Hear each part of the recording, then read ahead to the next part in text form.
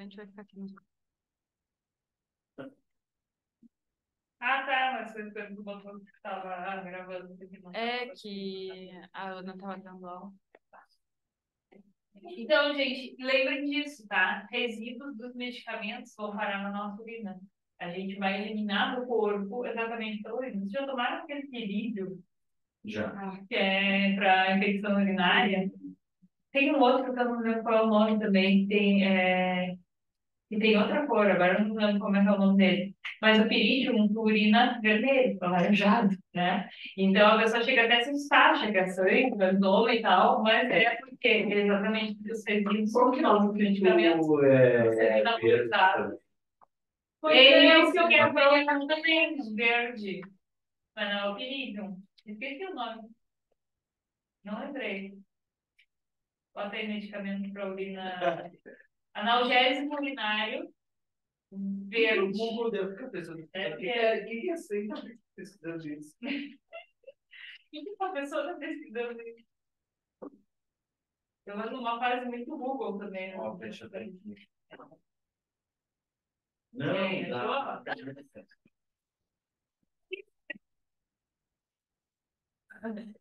é da caneta que ele falou. Sepurim.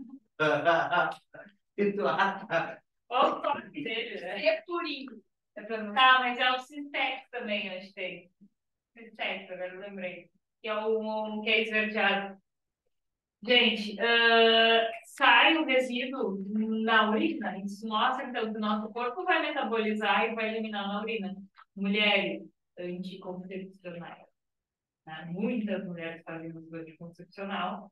Ele vai ser metabolizado, mas ele ainda vai sair intacto, porque a gente não tem como quebrar 100% do medicamento. O que significa isso? Como eu falei para vocês, o nosso esgoto, né, em ecologia, a gente vai falar um pouco mais sobre isso, ele vai ser tratado, mas não tem como quebrar medicamentos, metais pesados, etc.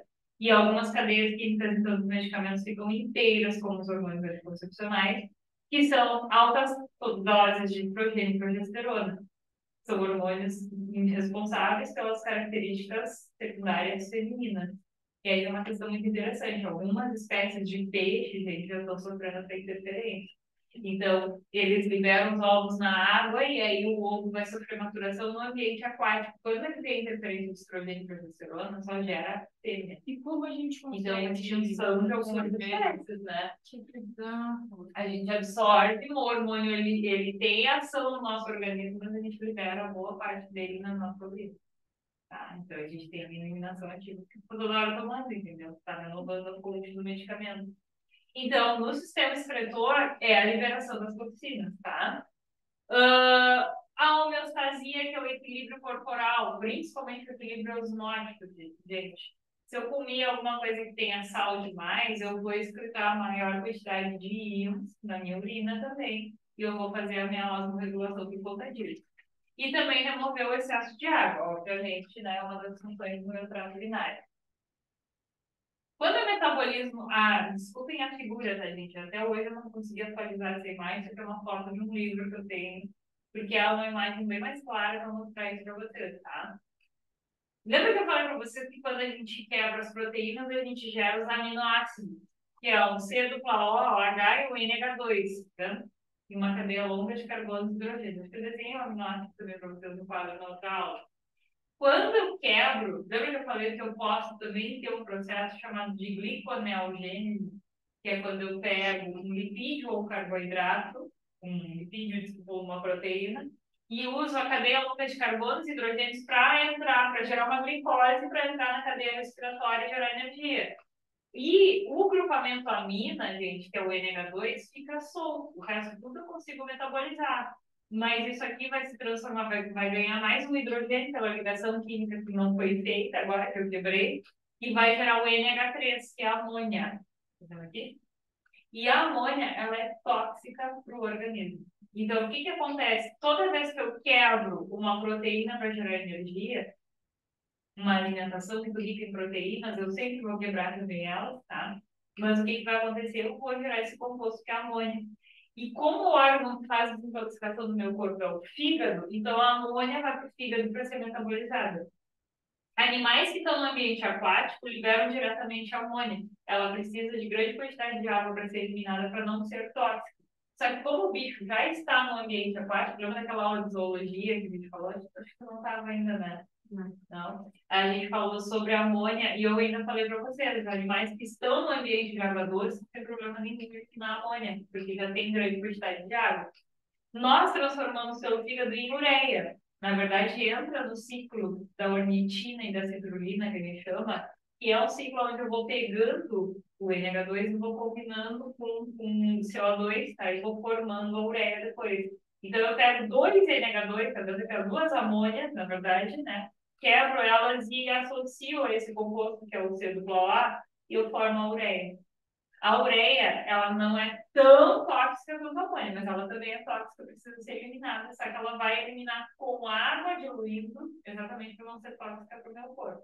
Então, por isso que eu vou precisar, por mais que eu não beba água, eu vou eliminar um pouquinho de água na urina, só que ela vai ficar mais concentrada com as toxinas ali, tá? E o ácido úrico, gente, animais que precisam liberar um composto menos tóxico ainda. Então, o ácido úrico, ele não é tóxico. Tá? A amônia é muito tóxica, a ureia é intermediária e o ácido úrico não é tóxico. Tanto que ele acumula dentro do ovo de animais que liberam o ovo nesse desenvolvimento embrionário, que é aquela câmarazinha ali que vai acumular no anatóide. Tá? E aí, o que vai acontecer, gente? Então, o ácido úrico ele é menos tóxico e são animais, inclusive, que não urinam. Passarinho e inseto não urinam.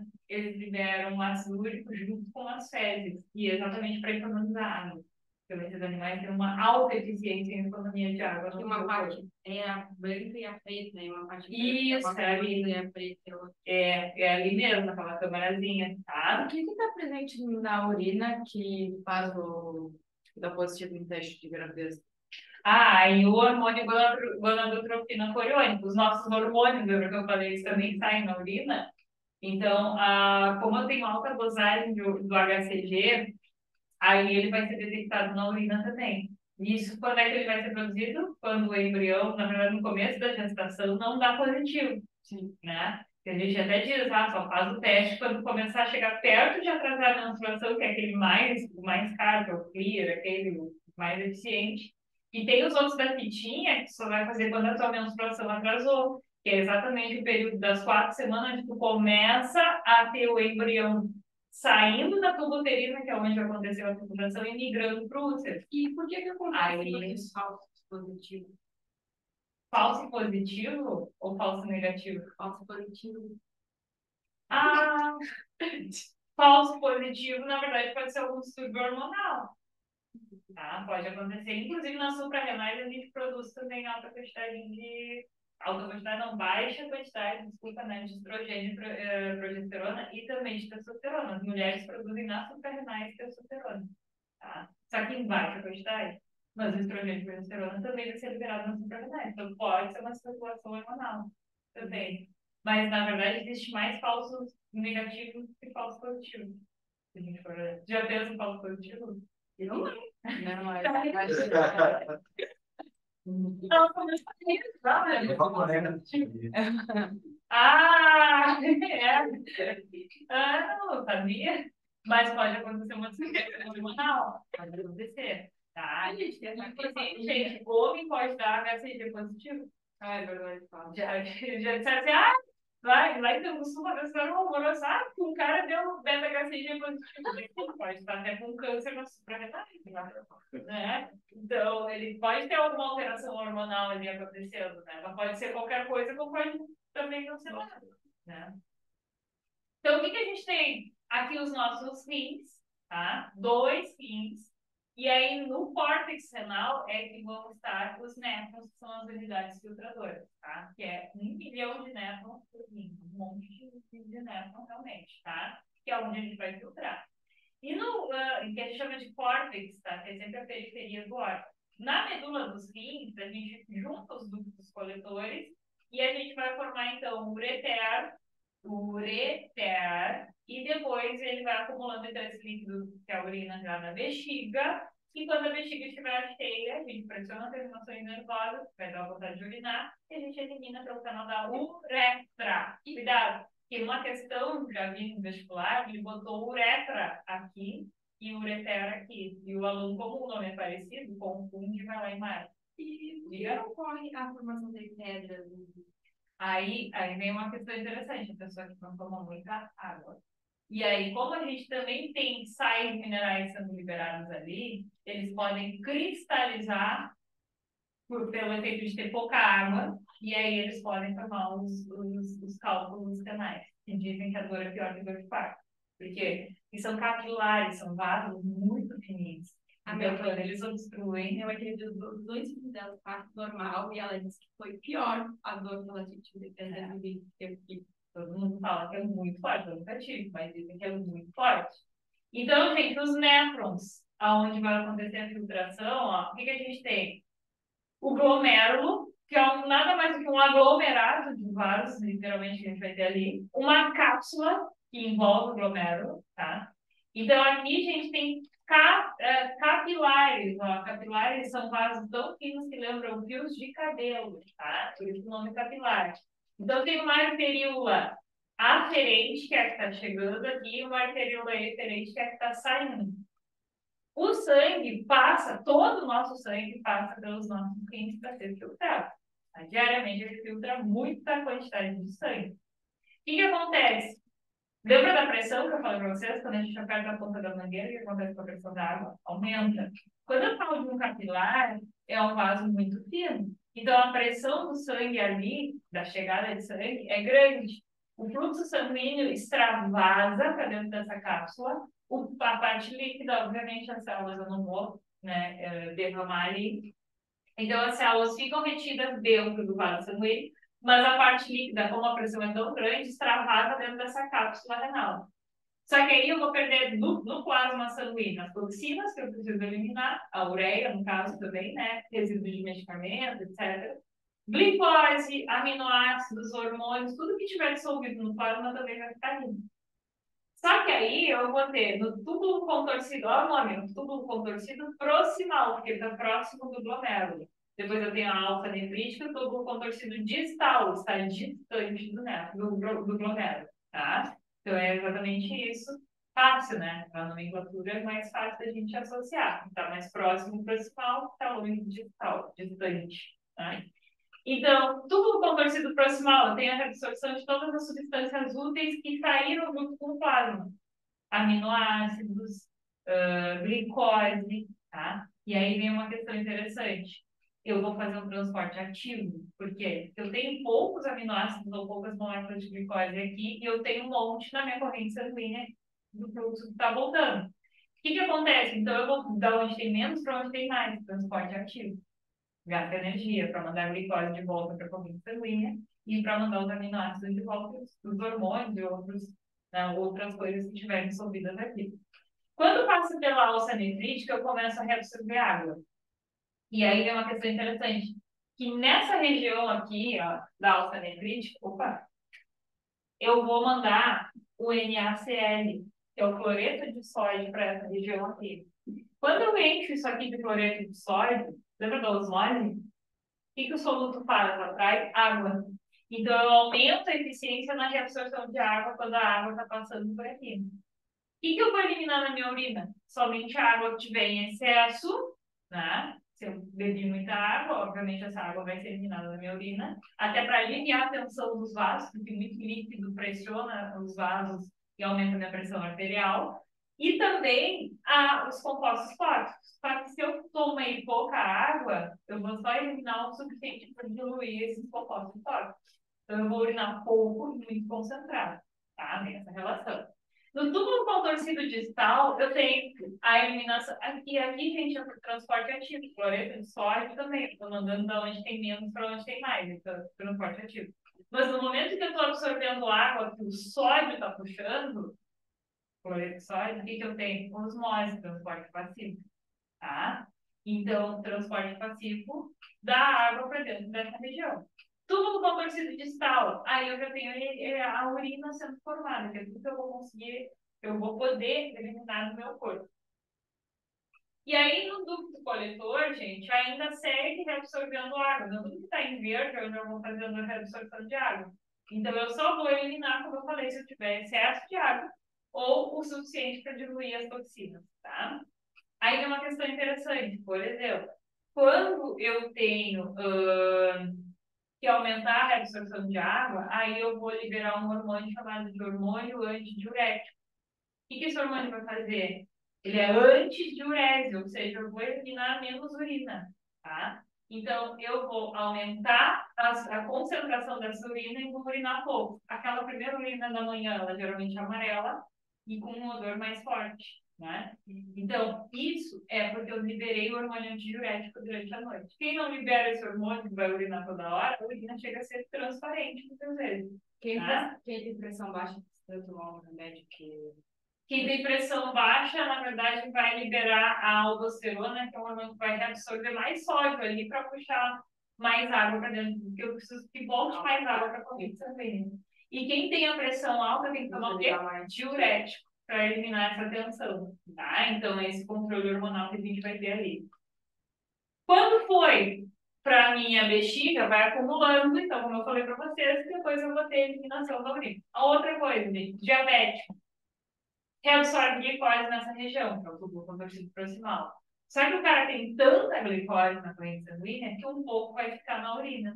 Já ouviram falar no nome do diabetes? Mellitus, ou o nome lembra mel, e mel é doce. Existia um diagnóstico para diabetes mellitus antigo, que era o xenodiagnóstico. Eles botavam abelhas em cima dos potinhos de urina. Numeravam as amostras, que eles fazem no laboratório, porque não existia exame bioquímico. Então, o que eles faziam? Aonde a abelha pousasse, era sinal que tinha cheiro adocicado. É sinal que a pessoa tinha muita glicose na corrente sanguínea e não dava conta de reabsorver, liberava também na urina. E uma coisa que eu sempre fico confusa. A artéria efferente, ela vai levar. Isso. Tá. Relaciona sempre com o efetor. Quem é efetor, quem vai levar alguma coisa. E aí, a artéria aferente, ela vai Trazer. no processo de reabsorção. A aferente está chegando e a eferente está levando de volta. Mas no processo de reabsorção, ela leva antes já. Ela leva. Aqui, ó, nesse processo de reabsorção, quem leva é a eferente. Quem leva é a eferente. Tá, leva pra cá, mas aqui. Quem está trazendo o sangue para ser filtrado, aqui não reabsorveu nada, aferente. Quem está levando é a eferente. Entendeu? Quem está recolhendo de volta, né, os componentes sanguíneos. Então, qual é o caminho da formação da urina? Túbulo contorcido proximal, claro, depois do glomérulo, né? Túbulo contorcido proximal, onde eu absorvo glicose, aminoácido, aminoácido, tá? Hormônios e o plasma. Na alça nefrítica, água e o cloreto de sódio, lembra que eu falei para vocês? Quando a pessoa tem excesso de sal na alimentação, eu tenho pouca água para diluir, principalmente quem tem gente que não toma água, toma Coca-Cola e suco e não toma água. Essa pessoa tem alta predisposição a ter problemas renais, cálculos renais e problemas até mais graves muitas vezes depois, tá? É exatamente uma das funções que a gente briga muito para as pessoas beberem água, água pura mesmo, é por conta da função renal. Tem muita gente que fala, eu tomo chá em vez de tomar água. Não, pode chimarrão. Tem coisa o chimarrão, quando ele está lavado, ele vai te tratar. Mas quando ele estiver lavado, ou seja, aquelas ervas fortes que vocês tomam, demora. Sim. Né? Então, vai demorar. Na verdade, o bom é tomar água. Mas assim, não consigo tomar água. Mas eu tomei, sei lá, 2, 3 garrafinhas de água, o resto eu vou tomar de chimarrão. Não tem problema. Vai hidratar um pouco mais o meu corpo, mas não é o suficiente para a função renal. Então, o ideal é que vocês bebam pelo menos um pouco de água pura. Tá? Obviamente, o médico vai dizer, a mãe, a criança não quer beber água, dá um suquinho. Infelizmente vai ser, mas não um tanque, né? Vai dar um suquinho natural, porque aquilo ali é puro açúcar, só um monte de coisa, um monte de porcaria, não tem nada que preste, tá? Mas, ó, vai fazer a função. A fruta, como ela tem grande quantidade de água, ela vai hidratar um pouquinho. Então, depois vai para o túbulo contorcido, a alça nefrítica, né? Vai para o túbulo contorcido distal, que é a urina ativa já, né? O ducto coletor é essa reabsorção de água. Os ureteres simplesmente coletando toda a urina ali no meio. E aí passa pela bexiga. 700 a 800 ml a gente vai armazenar na bexiga. Homens, bexiga maior. Mulher, bexiga menor. Significa Vocês têm que ser cavalheiros conosco quando tiver uma fila de homens e mulheres, sejam gentis com as mulheres, porque elas armazenam menos urina. Tá bem? Como tu hoje é o bendito fruta, tu que vai levar hoje, né? Gente, quando a gente fala do controle hormonal da urina, a gente já falou então, hormônio antidiurético inibe a produção de urina. Qual a relação do álcool com esse hormônio? Quando a gente bebe bebida alcoólica? O hormônio diurético. O meu corpo, ele entende que tem muito líquido na minha corrente sanguínea. Só que esse líquido, em vez de hidratar, ele desidrata, que é o álcool. Mas ele não entende que não vai hidratar. Ele entende que tem muito líquido. Então, como pressiona muito a parede dos meus vasos sanguíneos, ele precisa eliminar essa tensão de excesso de fluido correndo no meu vaso sanguíneo. Consequentemente, ele vai inibir esse hormônio. Ele é produzido, na verdade, ele vai ser produzido no sistema nervoso, tá? Depois eu vou falar, né? Na hipófise vai ser armazenado no hipotálamo. Então, o que acontece? Hipoico, né? Hipófise e hipotálamo. Ele é um hormônio que vai ser secretado ali quando eu estiver com excesso de fluidos na minha corrente sanguínea. Então, o meu corpo não vai entender que não é água. Ele também vai inibir o hormônio antidiurético. Se eu inibir um hormônio que previne que eu forme urina, eu vou urinar muito. E a urina vai ser bem diluída, inclusive. Tá? Não vai ser concentrada que nem aquela primeira urina da manhã, que é quando eu liberei o hormônio antidiurético. Se eu inibir ele, eu não vou produzir. Consequentemente, eu começo a beber, eu começo a ir no banheiro. Não é? Depois que a gente vai a primeira vez, vai duas, três, vai quatro, vai sempre, né? Não, cada vez que tu volta do banheiro, Luiz, você volta mais bêbado.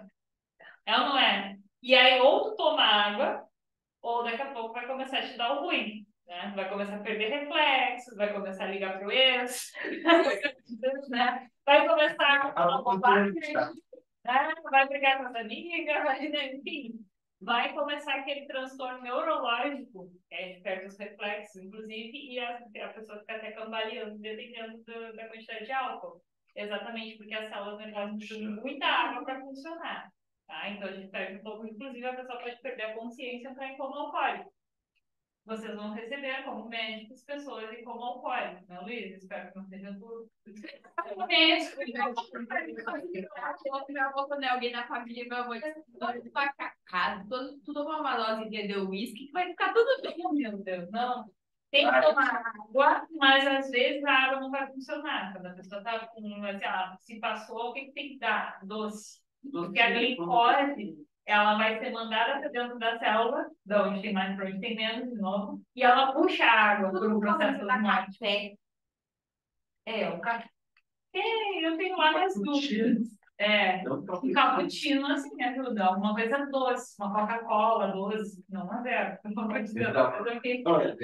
A mãe do amigo meu que é médica, dando Coca zero pro cara que desmaiou. Eu digo, mas o que adianta? Que ela tava tão bêbada que ela não queria zero.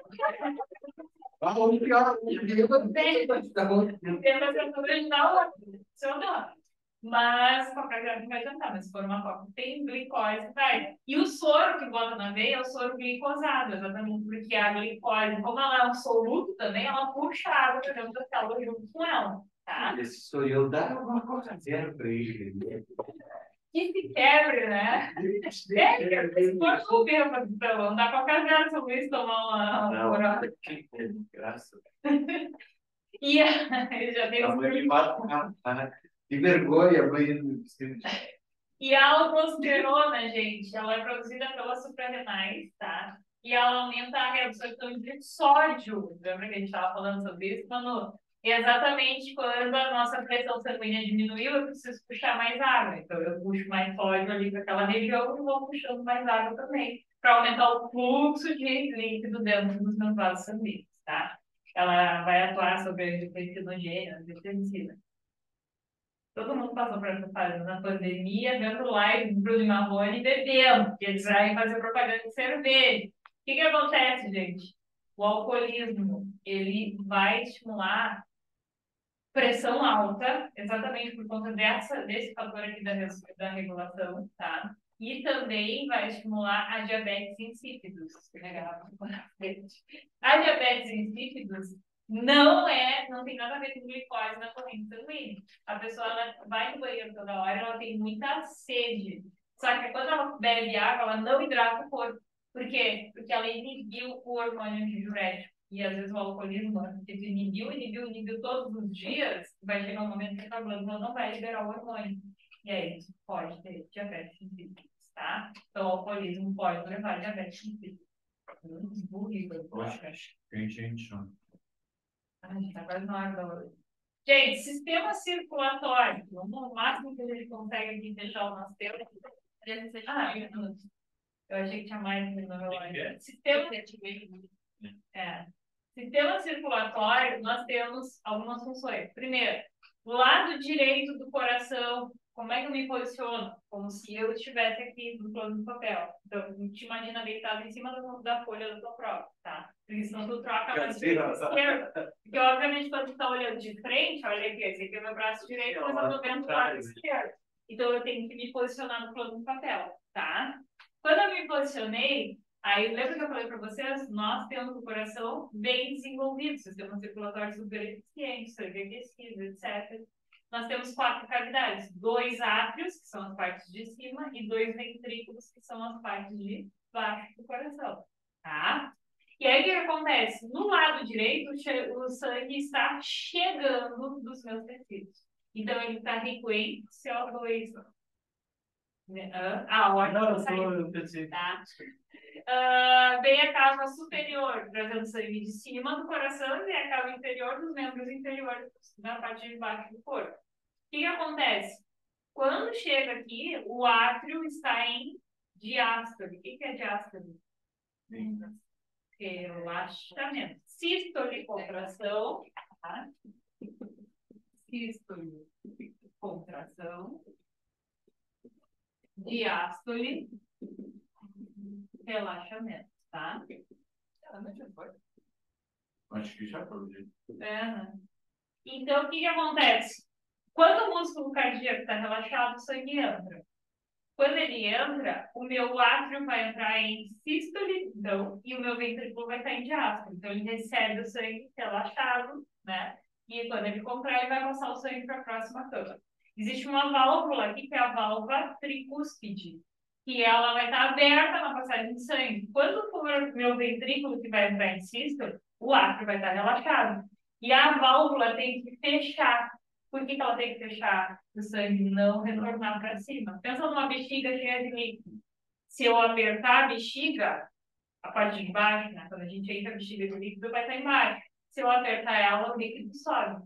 Então, é exatamente isso que acontece. O sangue não pode retornar, tem que seguir o caminho adiante. Vai para o pulmão, faz as trocas gasosas e volta. Quando ele volta para o coração, ele volta. Então, o sangue que passou pelo lado direito, ele é chamado de venoso porque ele está rico em CO2, tá? Sempre venoso quando tem CO2. Quando ele volta do pulmão, ele volta arterial, rico em oxigênio. Então, o sangue venoso, rico em CO2. Lembra que CO2 eu não quero, né? Lembra veneno, venoso, tá? E lembrem que o arterial eu quero. Eu preciso de oxigênio nas minhas células. Então, o sangue arterial, ele volta. Só que no pulmão tem uma questão interessante. O nome dos vasos é o contrário. Porque a gente diz assim, veia carrega sangue venoso, nem sei. Artéria carrega sangue arterial, nem sei. Na maioria das vezes mas nem sei. Então a gente diz que as veias chegam ao coração e as artérias saem do coração. Quando o sangue saiu do ventrículo direito do pulmão para oxigenar, ele vai sair rico em CO2, mas ele vai sair por uma artéria pulmonar. Quando ele fez as trocas gasosas, ele volta. Volta rico em oxigênio, mas ele vai entrar por uma veia pulmonar. Então, no pulmão, que as funções de artéria e veia vão ser invertidas nessa relação. Então, ele vai passar pelo átrio esquerdo, tem uma válvula que é a bicúspide ou mitral aqui, que vai fazer a mesma função, e depois ventrículo esquerdo, tá? Pode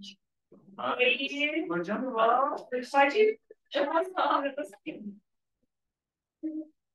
Tá, gente? Então, basicamente, a gente viu aí o básico do sistema circulatório, a gente já conseguiu ver. Tentem fazer as questões. Eu cheguei a ver as questões.